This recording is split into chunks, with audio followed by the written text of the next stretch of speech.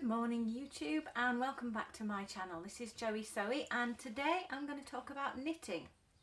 Yeah, knitting on my sewing channel.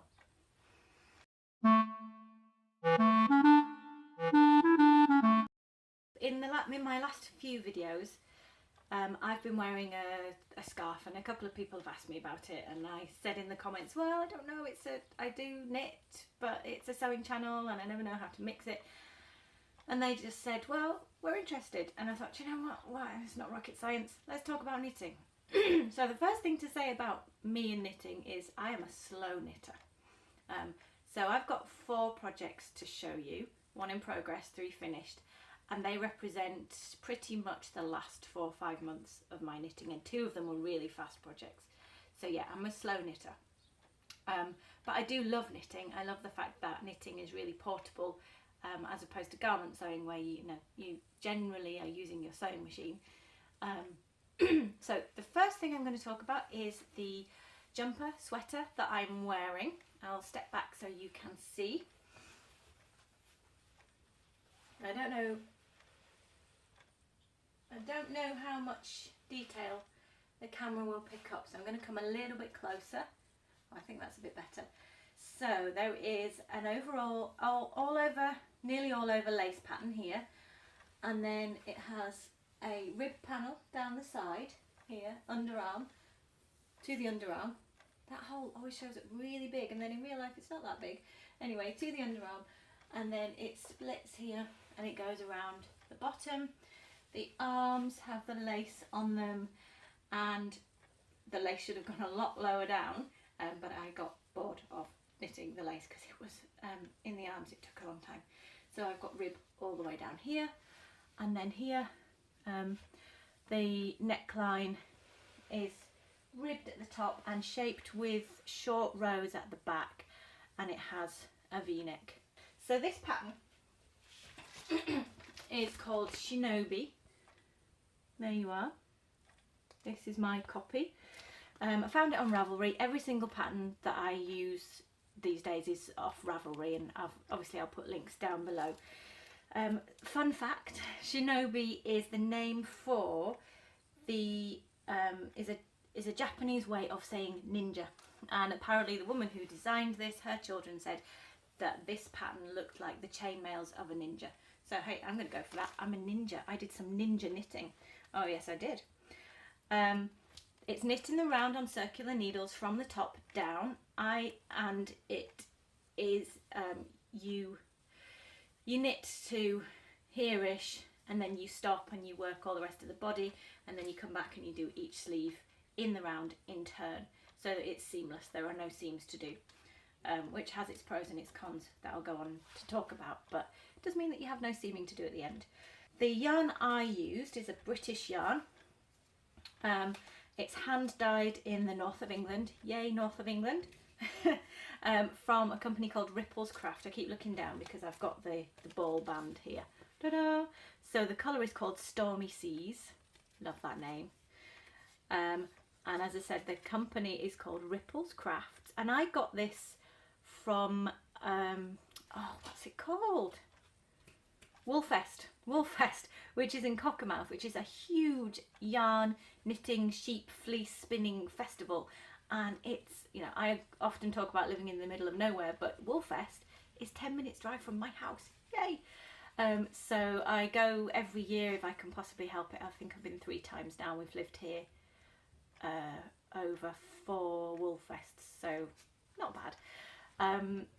And I got this at Woolfest. It is a sport weight, which is in English terms slightly thicker than a double knitting, but you could easily substitute a double knitting. Equally, you could probably substitute an Aran as long as you swatched it and made sure that your gauge was right. Yeah, so I just thought I'd tell you how, see if you can get a close-up of this. So it's called a twisted mesh pattern. There you go, can you see? And I'm going to tell you how that's made, because it's not complicated at all. Basically,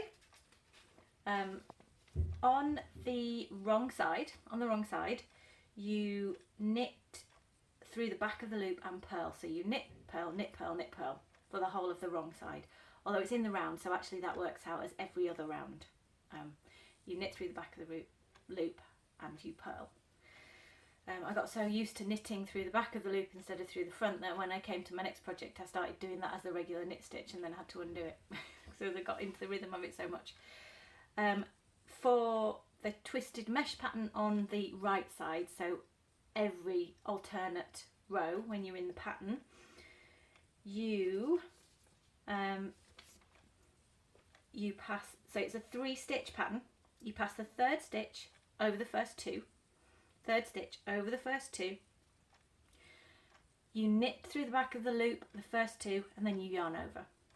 So it's not too complicated, you've got 3, you pass this one over these 2, you knit through the back of the loop, you knit through the back of the loop and you yarn over. So you never lose a stitch or gain a stitch, but through is obviously, if you know anything about lace knitting, and I love lace knitting because it's making holes deliberately. When I first started doing it I was like, yeah, result, I can make holes on purpose in my knitting rather than by accident. So the yarn overs are what make the holes, but it's got a really nice twisted pattern. To be honest,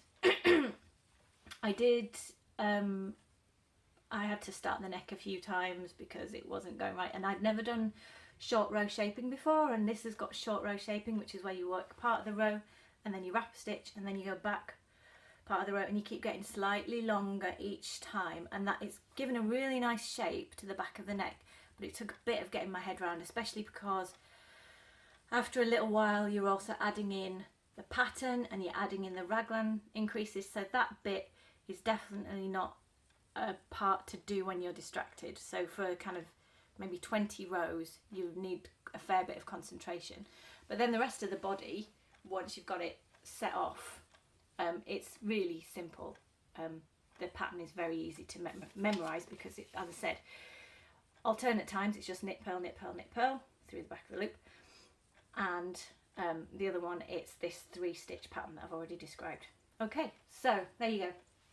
I knit the sleeves in the round with a method that was new to me, which is called magic loop method.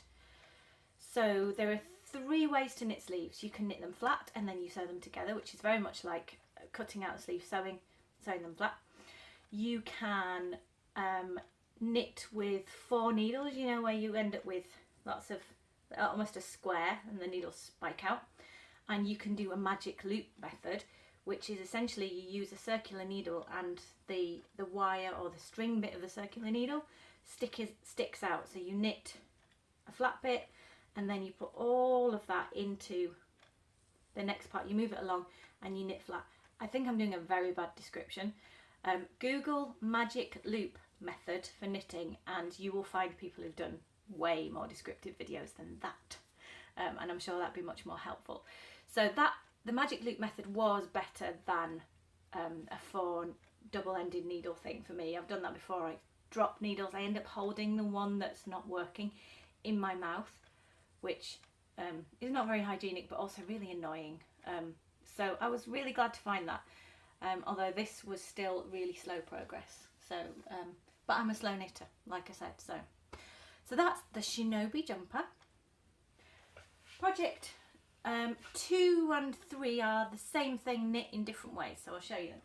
I basically, partway through doing the sleeves, I needed something else to knit because I was losing the will to live. So I knitted a scarf. There you are. It's super chunky yarn. I pulled it apart from a jumper that I'd knit ages, like years ago, and never wore because it was too warm, and for me that is saying something because I'm never too warm, but that jumper was just too much. This is 100% wool, it's very thick, and I found this scarf and for me it's genius because you just knit a long rectangle. So here it's folded in half, and I'll explain how it's clever in a minute, but it is just a long rectangular scarf, and then you seam together a tiny bit.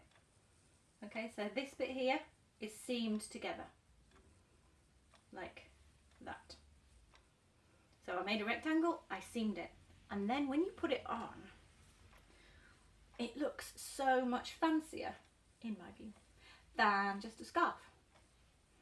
So you put it on, you can faff around a little bit, and you get a cowl. And I just loved that shape. You have to look behind you, and if you work on it, there you go. You can get the triangle to come down at the back as well. And I loved that because it's like, yeah, I just made a rectangle, but when I put it on, it looks so much more styled than just a rectangular scarf.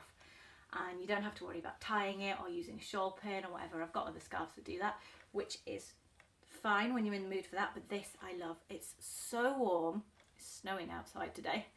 It's so warm. It was so easy. Total big fan.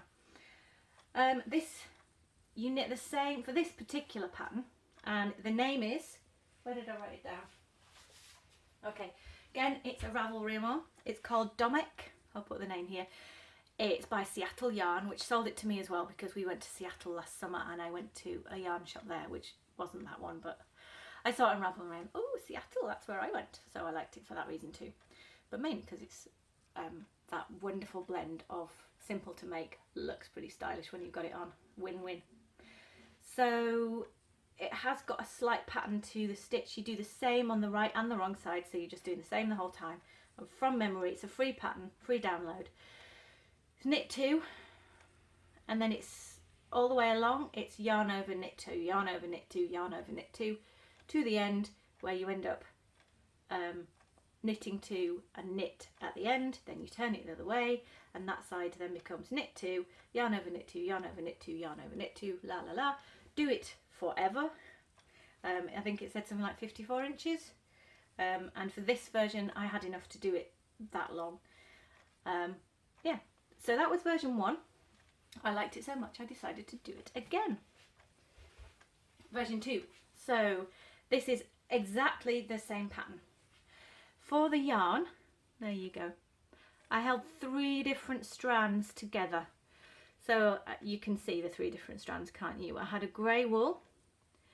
I had a really beautiful turquoisey teal blue, and I had a pink, that's a silk merino, it's a Rowan yarn, like a fuchsia shocking pink, and I held all 3 together. So the way I did that was I got my 3 balls, and before I started any of the knitting, I wound all 3 into one ball, because I've tried knitting with several strands before from separate balls at once, and you end up with a massive tangle. And if you've got cats, they're like, whoa, Christmas, let's go. And they just, you know, they want to chase the wool. The pictures are true. That's what cats do. So this one, because I did that, the turquoise, no, the grey one I had the least of, and was, in terms of making the yarn bulky enough, was the most important. So when I ran out of that, I cut the other 2 off, and that was the amount of yarn I had to work with, full stop, because I got all those out of my stash. So this one is a lot tighter, but it still works, but it looks slightly different. It takes a bit more faffing. That'll do for the purposes of showing you. So you can see it's a bit tighter, isn't it, up here? And I struggle to get it to go down as much at the back, but it's worth knowing if you want to knit this, that this one was kind of only 2/3, if that, the length that it needed to be. You can see the difference. Let's hold them up together. And it does still work, so you can do it with less yarn than they say. Yeah, I mean, look at that.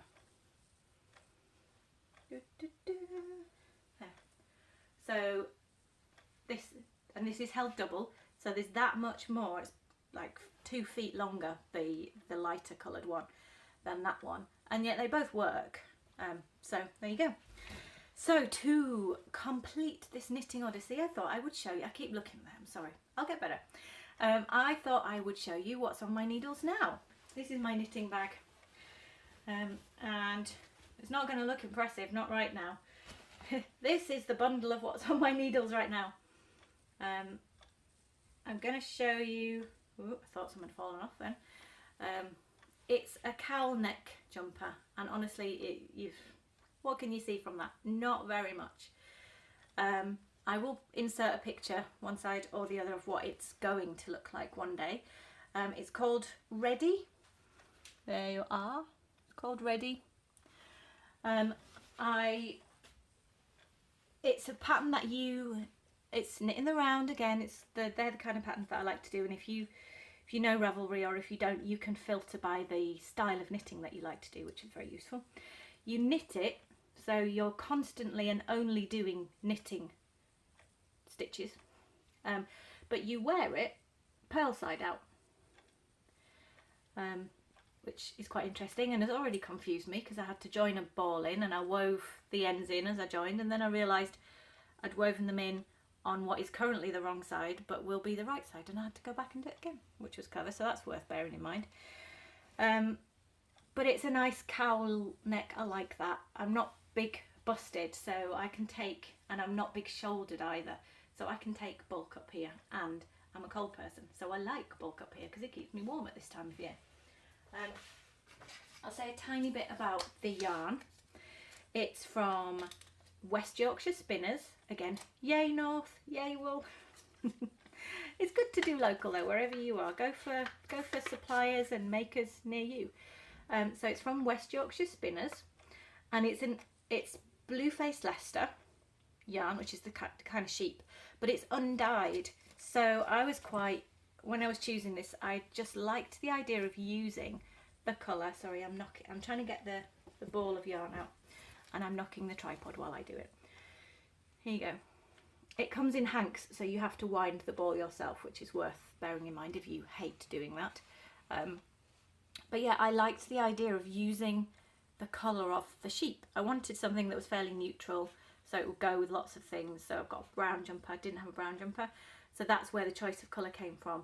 But I loved being able to, I've put the ball band in there, being able to use the colour of the sheep, and I'm sniffing it, because a side effect I didn't realise, but it's lovely, is that, oh, it smells of lanolin. It smells of sheep, or sheep that have had a really nice bath, to be fair, but it smells of sheep, and I just love that smell. So there you go, there's a weird thing you didn't know about me. I like to sniff my wool. And on that note, I think I should probably go. So there you go, I knit too. It will, I'll be another month at least, and that's if I really get a lot of sitting down time before I finish that jumper, but I will come back and I'll show you it eventually. Like I said, I'm a snow knitter? No, I'm a slow knitter, but I am a knitter as well as a sewer, and now you know what I've been knitting. So thank you for being there, thank you for watching. Please like my videos, please subscribe, please tell your friends, and at the moment I'm doing pretty well at getting content up, so there'll be something else from me really soon. Thanks again. Bye bye.